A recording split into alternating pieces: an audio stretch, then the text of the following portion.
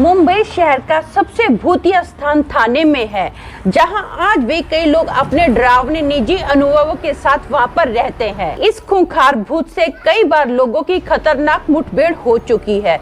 मुझे तो आश्चर्य है कि लोग वहां पर क्यों रहते हैं। यदि मैं हर रोज आपको वहां की घटनाएं सुनाना शुरू कर दूंगी ना, तो 2 साल कैसे निकल जाएंगे पता ही नहीं चलेगा। और जब तक हम लोग अंत में आने वाले होंगे ना, तब तक और कई नई कहानियां हमारे सामने होंगी। तो चलिए शुरू करते हैं आज का भयानक किस्सा। हेलो दोस्तों, मेरा नाम अमन है। मैं आप सभी के मनपसंद यूट्यूब चैनल कहानी रंगमंच में आपका स्वागत करती हूँ। उम्मीद करती हूँ कि आप सभी अच्छे और स्वस्थ होंगे। इसी तरह की वीडियो देखने के लिए आप मेरे चैनल को सब्सक्राइब कीजिए और हाँ, बेल आइकन को दबाना मत भूलना, ताकि आपको आने वाले वीडियो के नोटिफिकेशन मिलते रहें। तो चलिए शुरू करते हैं आज का भयानक किस्सा। दोस्तों, आज का जो किस्सा है ये मुंबई थाना की वृंदावन कॉलोनी का किस्सा है। लोग ना इस कॉलोनी को हॉन्टेड कॉलोनी के नाम से भी जानते हैं। आपको अगर चाहिए तो आप गूगल में भी जाके सर्च कर सकते हो। एक ना राहुल नाम का लड़का जो कि सांता क्रूज में रहता है, इसकी उम्र 23 साल की है। राहुल के जो दादा दादी है ना, ये इस वृंदावन कॉलोनी में रहते हैं। वो ना एक फ्लैट में रहते हैं, 3rd फ्लोर पर रहते हैं। उनका जो घर है ना 2 BHK का घर है, लेकिन आसपास का जो माहौल है ना बहुत ही अच्छा माहौल है। वहाँ पर बहुत ही हरे भरे, बहुत ही पुराने एकदम घने घने ना वहाँ पर पेड़ है। वो ना बहुत बार राहुल को बुलाते हैं कि आ हमसे मिल, जब से तू जॉब करना स्टार्ट कर दिया है एक बार भी मिलने नहीं आया है, बड़ा साहब हो गया है, बात भी नहीं करता है, अक्सर बोलते रहते हैं। अब आपको पता है कि ऑफिस में कितना काम होता है, तो बेचारा राहुल जा ही नहीं पाता है। तो बहुत बार ये लोग ना उनसे नाराज भी हो जाते हैं। तो अब एक दिन राहुल डिसाइड करता कि ऐसा करता हूँ, मैं ना छुट्टियां लेता हूँ और फटाफट नाना नानी के घर पर पहुँचता हूँ। ऐसे ही करता है, छुट्टी लेता है ऑफिस से और सीधा नाना नानी के घर पर धमक जाता है, उनको सरप्राइज देता है। नाना नानी देख कर ना उसको बहुत ज्यादा खुश होते हैं।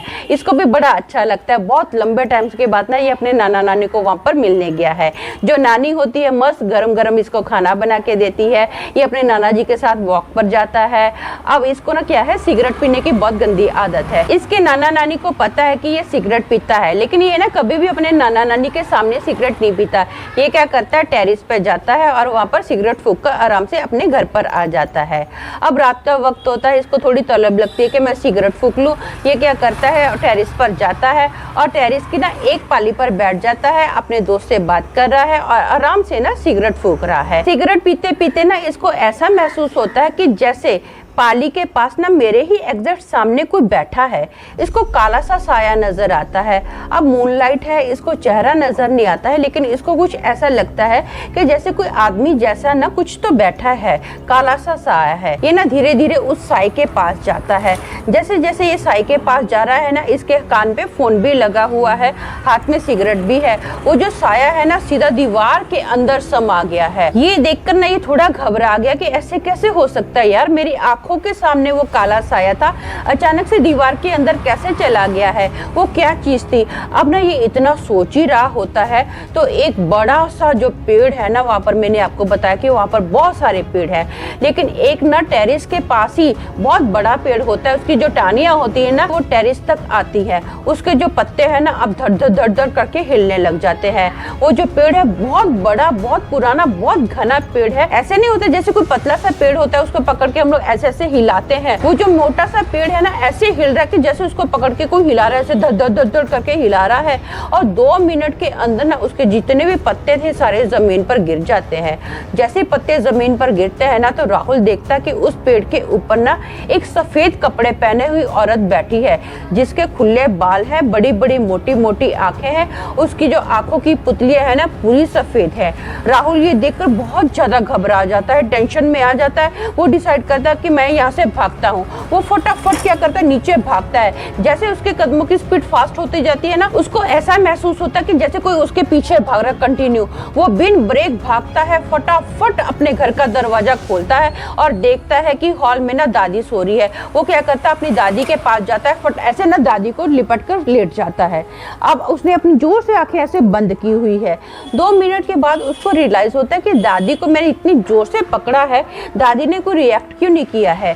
दादी ठीक तो है, दादी की सांसें तो चल रही है ना अच्छे से। जैसे वो दादी के फेस की और देखता देखता है ना तो धीरे धीरे जो दादी का फेस है ना वो भूतनी के फेस में बदल जाता है। वही भूतनी जो मैंने आपको बताया था ना पेड़ पे है, अब वो जो भूतनी है ना बहुत ही डरावनी नजरों से इसको देख रही होती है। ये इतना डर जाता है कि इसने भूत को हक किया हुआ है, ये फट से दूर हटता है और गंदी गंदी गालियां देना स्टार्ट कर देता है।